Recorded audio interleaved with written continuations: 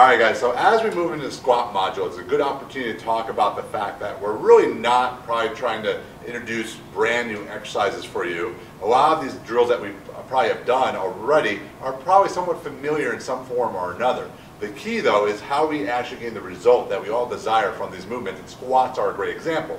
I don't think there's anyone that would argue that squats are a really powerful exercise, whether your goal is more cosmetic based and getting leaner or more muscular, or from a performance standpoint and being stronger and being able to perform in a sport at a higher level. So, in all these avenues we want to be able to squat, and one of those avenues is in injury prevention and reduction.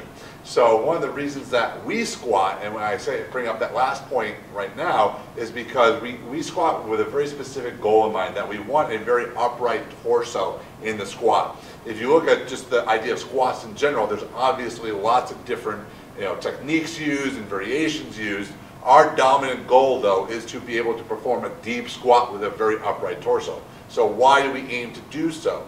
Well, having an upright torso is a great way to gauge ankle, knee, and hip mobility. That relates to having a risk of having low back pain. So again, it's a very powerful way and screen to sort of see how you are moving and if you are moving well. Most injuries do occur probably because we're trying to stress the body as we have poor movement. From a performance standpoint and functional strength standpoint, if you want to jump high, if you want to run fast, then you need great ankle, knee, and hip extension, which obviously you have to have the mobility to stand for in the first place. So with that said, what we're going to look for with all these variations is, can we keep Jessica in a very upright torso position as she achieves a deep squat? For those of you that have done any type of training for quite some time, you know that most people, if you ask them to perform a bodyweight squat, you'll see something along this lines. You get very frustrated, you go, oh man, this is going to be very difficult. You think you have to do an 8-12 week corrective phase before we can get people squatting. The reality is that most people do that because, again, as we've discussed, the dominant pattern when we do not feel stable is to create flexion. And so this is flexion all throughout the body. So most people just lack the body awareness, and they lack the stability and the strength to allow their bodies to move properly and to open up. All right, so again, our bodies are not apt to open up if we don't feel balanced and stable. So what we're going to start with is trying to teach the foundations of squatting well. And what we're going to look for is, again, a more athletic, or what we call functional squat. So yes, while there are powerlifting versions, there's all these different variations, we're looking to cover the needs of most of the clients who we're going to be working with. Unless you're working with a powerlifter, you're probably not going to take a powerlifting squat. There's probably better ways to stimulate glute and hamstring activation than doing a powerlifting squat, because, and before we get into the meat and potatoes of things, as you guys read in the manual, when we see a forward knee movement in a squat that freaks out so many people, or even in a lunge, usually people feel like we're going to destroy the knee. Research has shown that the stress upon the knee only goes up about 22% when the knee moves forward in a typical squat or lunge pattern, when you see that knee forward momentum. Conversely, if we go ahead and keep the knee from moving, so we have a very vertical shin, therefore we have to end up getting into that more classic trunk lean that a lot of us will see in a powerlifting type of squat. We get over 1,000% more loading upon the lumbar spine and the hip joint. So if you're going to ask me which one we'd rather have, 22% or 1,000%, I'm going to take the 22%, and that's well within the capacity of the knee. So my point is this, that everything has a trade-off, so you need to know these things to understand what's going to be most appropriate for your client.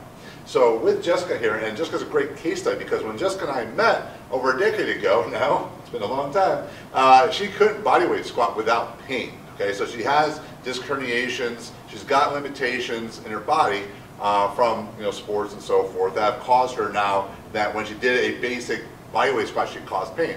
When we taught her how to use her body properly to create stability, then she was able to squat without pain.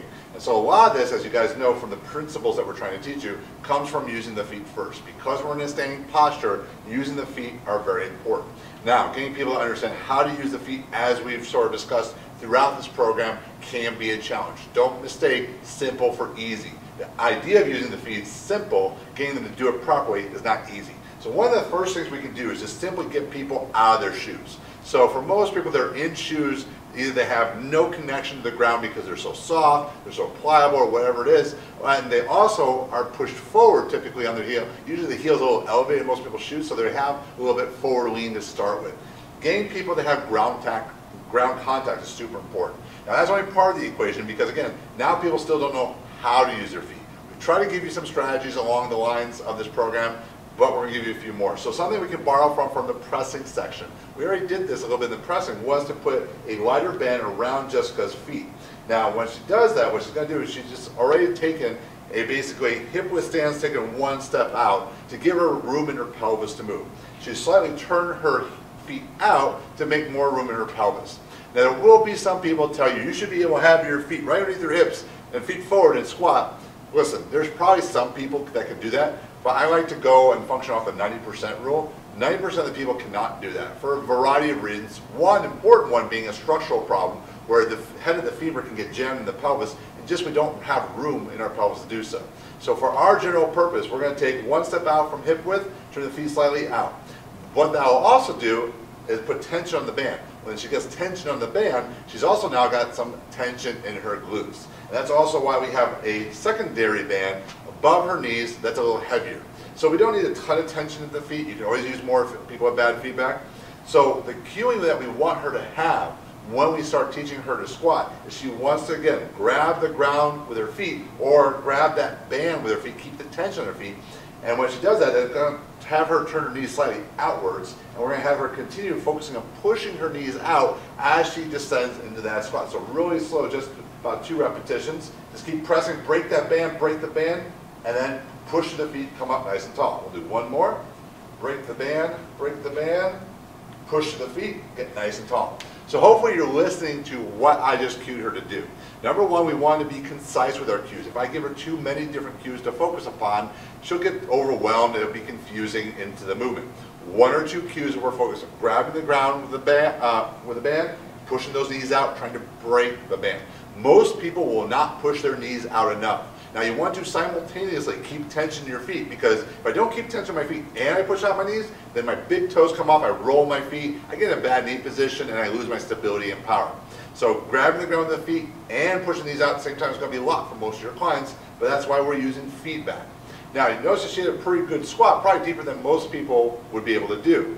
Now what we took care of the bottom half, we got to take care of the top half, because the squat is really a full body exercise. If you look at how most really strong squatters get prepared to squat, they create a lot of tension in the upper body and core first.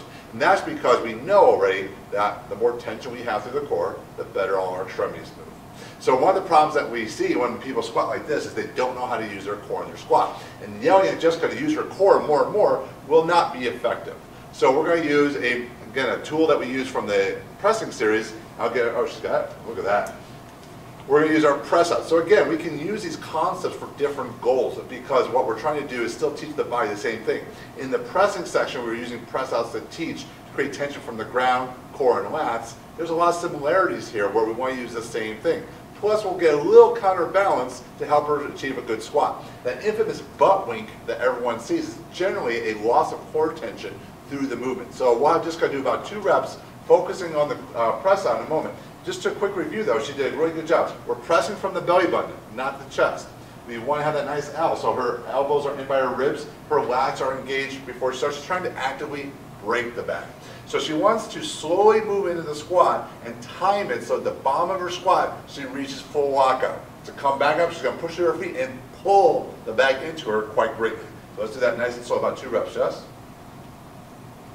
And you see we get a very nice upright torso. Not only that, we don't get really the butt winks till almost the very, very bottom of the movement. So that's why that core stability is so important. So this will instantly take people into a good squat. Alright guys, so we're going to make a change into the kettlebells and the double rack. So what sort of surprised me as someone who's done kettlebells for such a long time is how far that people gotten away from using double rack position just in favor of the goblet squat. And I'm obviously a fan of the goblet squat, but again, I think the limiting factor becomes what people can hold. By going double rack, we can apply more load to the body. We can start building up the entire body strength a little bit more so than we just use a goblet squat. So again, what we're going to find is the difference between going a front rack with 2 kettlebells versus front load with the Ultimate Sandbag is the two independent moving weights and the fact that weight's a little bit outside of your body. So again, one of the reasons that people end up chicken wing with the kettlebells is because the weight's outside their body. They feel as they go down, they want to try to get leverage, so they lift the elbows up. Conversely, we want to actually try to get tighter into the motion as we do so. Now, we can use a lot of double kettlebell squats, and we're going to in a moment. They are different than using the front load Ultimate Sandbag, because also dimension doesn't play a role here. So versus an Ultimate Sandbag, as I get to heavier and bigger bags, the bag dimension pushes my arm out. It's a little bit more taxing upon my core. The kettlebells here are going to allow us to do progressions outside just the double rack, which we'll get to, but let's just go over the foundation to start with. Everything as far as the squat itself should look the same, but let's just make sure we understand some of the nuances of the movement. So just going to clean both kettlebells up. Now, what we want to make sure is that we're actively squeezing the wrist. So if we're actively squeezing the handles here, the wrist goes neutral. A lot of people allow their wrist just to fall out because they're loose with their hands. So not only are we losing lat tension, but we're just making discomfort to the shoulder and the wrist. Being nice and tight, she's going to drive her elbows into those ribs again.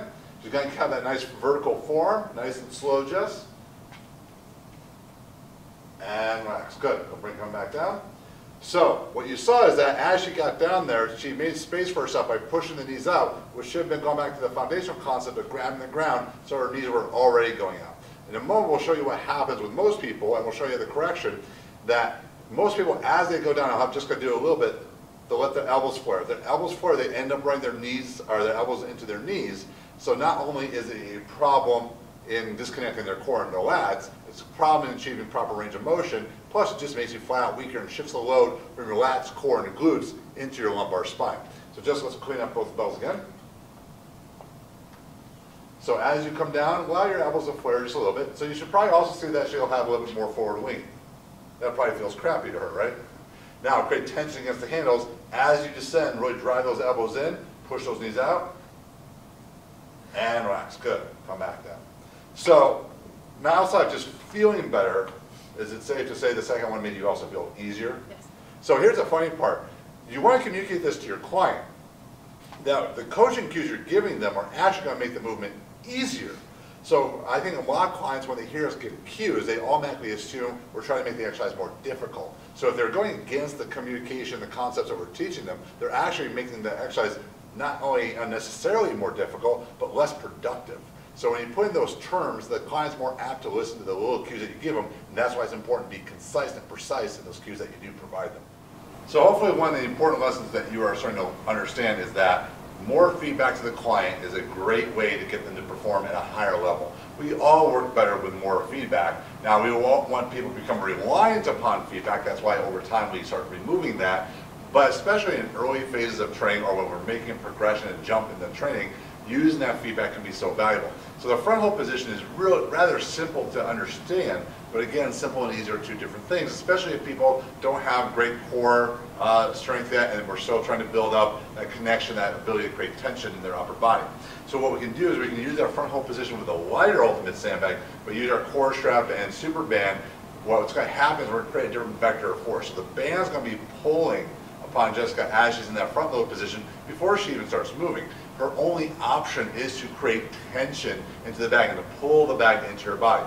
So if you chronically have someone that keeps dipping their elbows in this movement, especially as people get tired, this is a great exercise to help prevent a lot of that, because they're going to have the tension in the band to constantly fight throughout the squat. It's still a great squatting exercise. They're still going to load the upper body, but they're going to learn the concepts that allow them to be more successful as we move through the steps. So what Jessica's going to do, she's going to high pull and catch the Ultimate Sandbag this time. Because of the nature of the band, obviously we don't want her flipping it over. So she wants to get a stance where she feels good tension, but she's not being crushed by the band. All right. So there's vertical force by the Ultimate Sandbag and a little bit more horizontal by the band. So she's got to create that tension. She's going to slowly go into that squat and up. Nice. So she just found out that when she went to the bottom, she lost a good amount of band tension. So she's readjusting her tension, and we're going to do, again, we'll do two more. So she still should have tension at that bottom position. Because remember, coming up from the bottom position should make her pull in nice and hard. She can walk back in to reduce that tension as she drops the bag towards the ground. All right? So this is a great strengthening tool, but it's also a good teaching tool. So don't be afraid to use these different concepts with your clients, because they're ultimately just trying to make them more successful and understand how to use their bodies. People are kinesthetic learners as much as they are visual and auditory, so we have to have them actually feel the movement to really create that success that we want them to have throughout all their programs.